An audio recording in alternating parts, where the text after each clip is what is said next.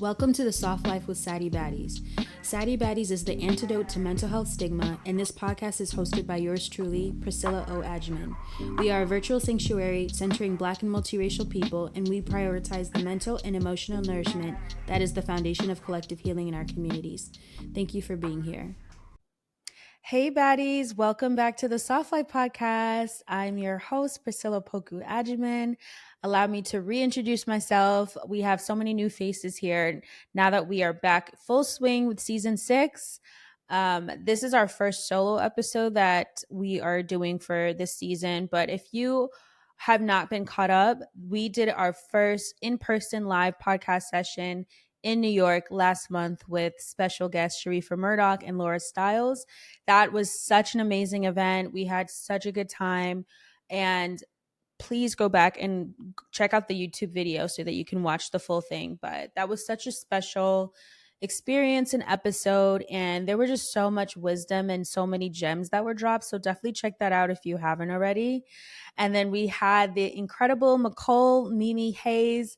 She was a former contestant on Big Brother season 25, and she's also a political consultant and a content creator. Mimi is such a down-to-earth and sweet person, and I'm so glad we got to talk about what life was really like after reality TV, how she even got into applying to be on Big Brother, as well as just her life as a political consultant and navigating imposter syndrome. So we touched on so many different things, but I'm so happy to be back with a solo episode and just catch up with you guys. It's been a while since I've done a solo episode, so this will just be really chill, laid back. As you can see here, I'm in my living room and we have a full setup here. So I'm excited to be back. I'm actually just literally came back from vacation a couple days ago. And I was in the Bahamas and it was an amazing time. It was everything I needed and more. I'm telling you, that saltwater and sunshine therapy is unmatched. Like sometimes you're like, hey, I'm actually not depressed. I just need to go on vacation and I need to be by the ocean. And I feel like that's exactly what I got. So I'm feeling rejuvenated. As you can probably tell, I feel really centered and grounded, and I'm ready to take on the week. I'm ready to take on the rest of May. It's Mental Health Awareness Month. And that's usually a typically busy month, but this year I really wanted to focus on resting and focus on feeling embodied and rejuvenated. I think last month for me, for April, was definitely all hands on deck, lots of hard work that we rolled out. And we do still have a couple projects coming out this month, but I'm just glad to be in a space right now where I feel centered and grounded. So, just to catch you up to speed, we are also going to be mixing up the length of the episodes. We're going to do some episodes that are a little bit longer. We'll do some shorter episodes throughout the week because this will be a weekly cadence. I really want to give you guys a variety of what you want to listen to. Sometimes you only have 10 minutes to listen to a podcast instead of the full hour. So, we're going to spice it up. We're going to switch things up. And let's get into this week's episode. So, I'm going to be talking about how to come back home to yourself. And this is specifically if you have been feeling astray, you've been feeling disconnected from yourself. This is the episode that is here to encourage you that it does not last forever. I think a lot of us right now have been experiencing kind of like this detachment to who we are, how we've been feeling. I mean, there's a lot of reasons for that, right? There is literally a global genocide happening in real life, in real time. There are a lot of tragedies happening left and right within pop culture. There's also our government, where a lot of us feel like our government is failing us and not really listening to what we need. And beyond the external things, a lot of us are going through transitions. You know, some of us are reaching our late 20s, our early 30s. Some people are married or getting married and starting families. Some people are single and happy, just thriving. Everybody's in a different place. But one thing that I've been picking up and noticing is sometimes people are struggling with feeling at feeling like themselves, feeling at home with themselves, feeling at peace, feeling that connection and that embodiment that you feel when you feel like your best version of yourself. So today we're going to be talking about what to do and how to navigate that feeling of being disconnected.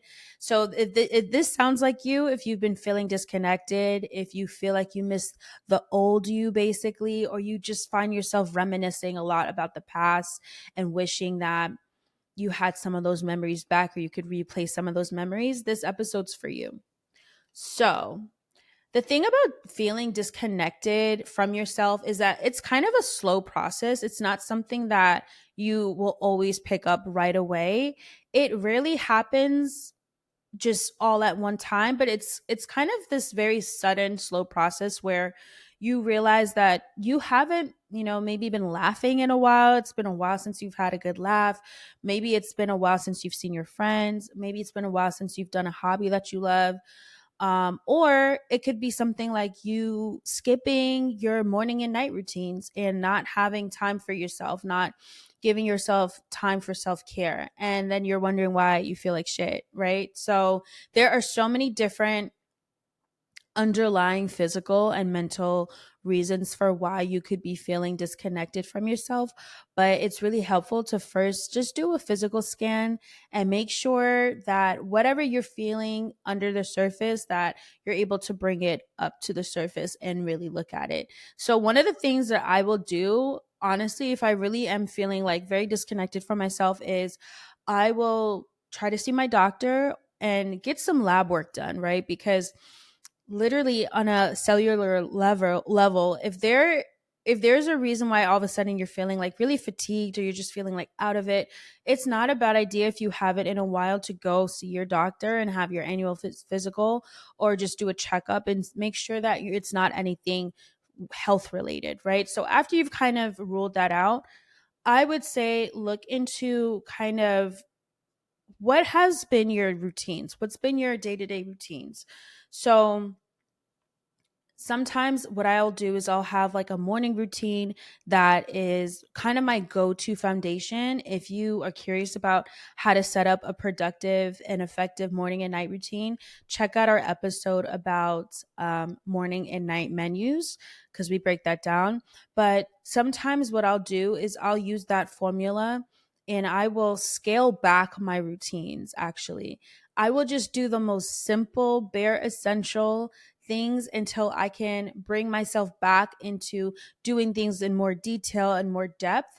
So, for example, instead of trying to cook everything from scratch, shout out to Nara Smith, we love her. But instead of trying to cook everything from scratch, I might do some type of like outsourcing of meal prep, right? Like you can get kind of pre-cooked meals either at Whole Foods or maybe your local grocery store, maybe picking up a rotisserie chicken instead of making the chicken from scratch, kind of finding little shortcuts that can help you to kind of skim down on how much time you're spending doing these things. Because the reality is a lot of us are tired. A lot of us are just really tired and we don't have the energy to do all the things on our to-do list. So find out ways and find out where is it in your schedule or where is it in your day to day where you can make your life easier, essentially, right? Um, Another thing that I'll do is instead of like buying things that I'm gonna have to peel and cut and dice up and do all the things, I'll buy something that's like pre-cut, right? Or even things that are frozen that just allow me to still nourish myself in a healthy way, but do it a little bit easier. And so I actually scale back on doing the routines. Instead of adding more to my to-do list, I do a little bit less, right? And that's the whole point of trying softer, is trying a different approach. And to some people it's like, okay, well that's lazy. And it's like, okay, and if it is lazy, that means that it's probably a little bit easier on you. It allows you to open up a little bit of your own bandwidth so that you're not forcing yourself to do things that are extremely time consuming or tedious tasks that you know that you're going to dread. So there is no reward for suffering. And sometimes we make things harder on ourselves because we think doing it the hard way is going to get us some imaginary reward at the end of the day, and it's not. So don't make things harder on yourself when you don't need to, and sometimes take the shortcut. So that could be with your routines, your meal prep, or doing other tasks that are going to otherwise make you spend a lot more time than you really have to give. So that's kind of the bare minimum of how I start when I'm starting to feel like, okay, I feel really disconnected from myself. How can I get some time and energy back to myself? I look at the areas that are time consuming and I make edits to that. Okay. So, next thing that I like to do is I always like to go back and think about what I love to do as a child. I guarantee that if you feel disconnected from yourself and you go back and think about what did you love to do when you were a kid?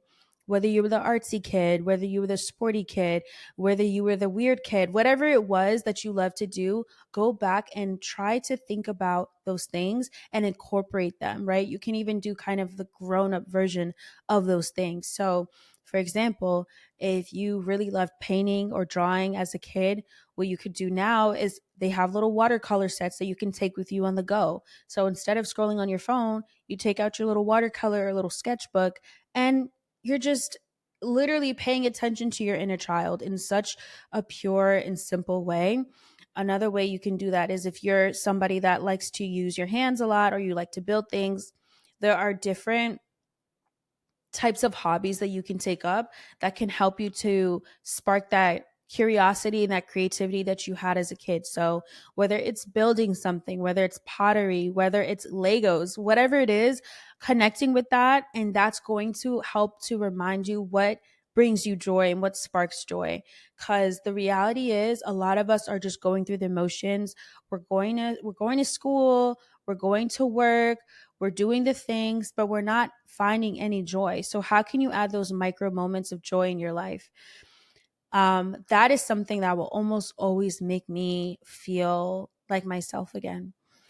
One thing that we always say at Sadie Baddies is to refer to the moments that you feel most like yourself and refer to them often. So, documenting those moments and documenting the moments that you feel most like yourself and referring to them often is proof that you have the ability to reconnect with yourself. Sometimes when we're in the pits of it, whether it might be depression, whether it might be just having a rough patch, whether it just might be a time where you just are overwhelmed, sometimes we can lose sight of the fact that we have the tools, we have the capability, we have the opportunities to create a beautiful life and the life that we really truly want. So, when you do document the moments that you feel most like yourself, you can always remember, okay, when I go to this place or when I go to this restaurant or when I hang out with this friend or when I wear this color or when I have my hair like this makes me feel most like myself, right? And it's literally you creating like documentation of those moments and coming back to them often. That to me is almost like a safety blanket that you can always refer to and go back to. Now there's so many ways to do this too. I mean, obviously we all have our phones, we have our camera rolls, and you can kind of look through your reel or your favorites. But another thing that you can also do is get into scrapbooking. That's something that I love to do, and I'm actually my fiance and I are going to be scrapbooking this summer and just capturing more of our memories in a photo book, a scrapbook, because we have so many memories over the years and we really want to create something that's a physical copy of it. So that's our one of our fun little summer projects that we'll be doing. But honestly, there's so many ways to do this. You can do this on Pinterest, Canva, you can do digital scrapbooking. Photo albums. We have some photo albums that we've started and we just add to them, whether it's printing out like little Polaroids and putting them in an album and framing them and creating these memories and actually honoring those memories too. Like not just having them in our phone and our camera roll, but actually having those memories live with us. And it helps us to remember who we are when sometimes we can go astray or forget that. These are some ways that you can creatively create living memories and they can help to reconnect you to the parts of yourself that you might feel astray from.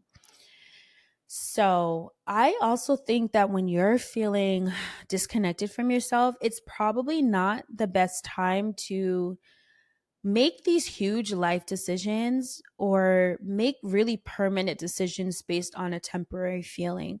So, what I mean by that is if you're feeling disconnected from yourself, this doesn't necessarily mean you need to go dye your hair, cut your hair, like, and then 3 days later regret it, right? Or if you're feeling not like yourself, this is not necessarily the time to pack up all your stuff, end your lease, and move across the country, right? It doesn't have to be that dramatic or that extreme. I personally feel like what could help us to be reconnected to ourselves is just doing it in micro doses, right? So instead of saying, okay, fuck it, I'm going to chop all my hair off, dye it pink, I'm going to get a bunch of tattoos and that's going to make me feel like myself. That actually may not make that might make you feel even less like yourself. And it's nothing wrong with experimenting or doing things impulsively.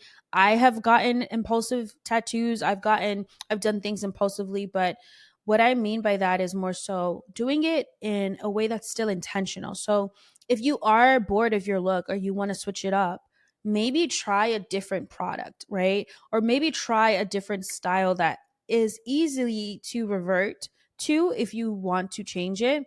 But I think making very permanent decisions on temporary feelings sometimes can make us feel even further away from ourselves.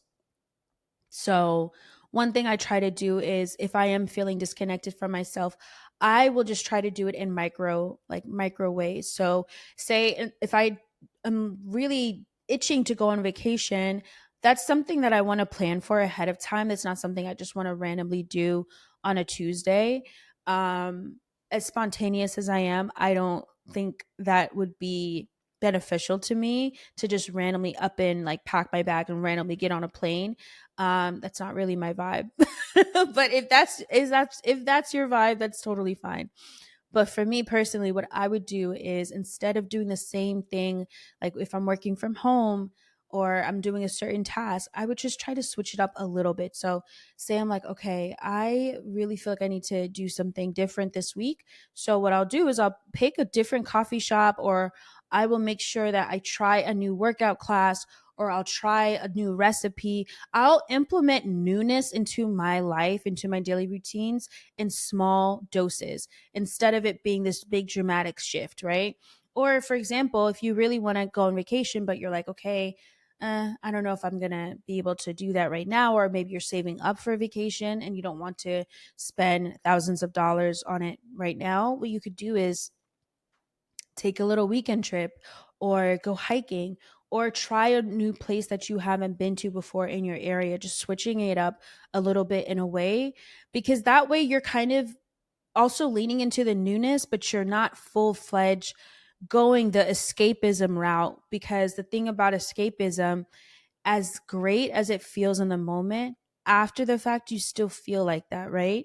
So the whole point is to embrace the newness in micro ways, but still allow yourself to have a sense of familiarity, right? So that's the practice that I try to incorporate. And just like Solange said, you can drink it away, you can smoke it away, you can do all these things, but really it's about coming back to yourself at the end of the day and finding that embodiment through very intentional practices. Lastly, I would say that as much as I love to spend time with other people, I mean, as much as I love to be alone, I also realize how beneficial it is to spend time with people that know you and that really, really know you well. Because when you can reconnect with someone who specifically can see you for who you are at your core, not just what you do, not just what you can offer them, not just what they can take from you, but someone who really truly loves you just for who you are, they will almost always have your best interests at heart. And these are the people that can allow you to feel reconnected to yourself and help you to remember the essence of life. And you know the quote that's like, basically when you spend time with your friends and suddenly life is worth living again. That kind of feeling. It's sometimes remembering the people that have known you for such a long time. I'm so grateful to have several people in my life that can do this with me, both family and friends. And of course, my partner, my fiance, he knows me really well. So I think it's just it allows me to be without having to feel like I have to perform. And the thing about feeling disconnected from yourself is maybe you are spending time with people who don't see you. Maybe you're spending time performing or being around people who don't value you for just who you are. Maybe you are in a space or you're in a job or an environment that forces you to hide parts of yourself so much that you are feeling disconnected from the real you. So there's so many reasons why we might feel disconnected from ourselves. Like I said, sometimes it's physical, it could be health related, but if it's more of like a spiritual or just this visceral knowing that you feel disconnected from yourself, take a step back, apply some of these practices and see how you feel afterwards. And also, the most important thing is to be patient and give yourself time, because you're not always going to feel your best. I feel like myself after a few months of not feeling like myself, honestly. I think, like I said, going on vacation was great. This was something that, was planned months in advance. So I was excited and looking forward to it. And sometimes you just need that. You need something to look forward to. If you don't have the resources or the time or, whatever it is to make these big shifts, try to do it in micro doses, little ways. Lean on your support system, lean on your community, the people that really love you for who you are and value you, because they are always going to remind you of your true self. And I really feel like the real glow up, being that girl, doing all these things, that really comes from being who you are at the end of the day. It's not about having a certain skincare routine. It's not about wearing a certain clothes or having a certain aesthetic. The real glow up is coming back to yourself at the end of the day. It's not performing. It's not putting on a show or putting on a certain aesthetic. The real glow up is coming back to the original you, and that is a form of self-love and self-awareness, and that only comes from spending time with yourself and being intentional with yourself. So lastly, I also want to share some resources. One thing that has been helping me a lot is somatic therapy and somatic practices. So, somatic therapy, for anyone who's unfamiliar, is the practice of mind body connection. So, this is physically involving therapeutic practices. There's tapping, there's EFT, there's different methods to help you to release stored emotions in your body. So that's something that I've been doing since, I would say, the last like 6 months. I am noticing a shift little by little and it's supporting me in ways that I would say even talk therapy wasn't able to support me. So definitely explore that. We have a list of um, holistic and obviously mental health resources on our website. So I'll be sure to add that to the show notes and link that below for you. But I really hope that this helps you and that you feel reconnected with yourself. I'm wishing you a safe journey back to yourself, a safe homecoming, and it's going to take some time. Occasionally it might take a few weeks, a few days, or even a few months, but eventually you will find that spark back into your life. And if you give yourself the space and the softness and the compassion to reconnect with yourself, I really am hopeful that you'll feel like the baddie that you are all over again. So I hope you guys like this sweet and short episode, and I will be back with another episode next week. And stay soft. To stay connected, join Sadie Baddies on Instagram, Pinterest, Twitter, and more, and sign up for our monthly newsletter on SaddieBaddies.com to stay in the loop. Sending you hella love, and stay soft, baddie.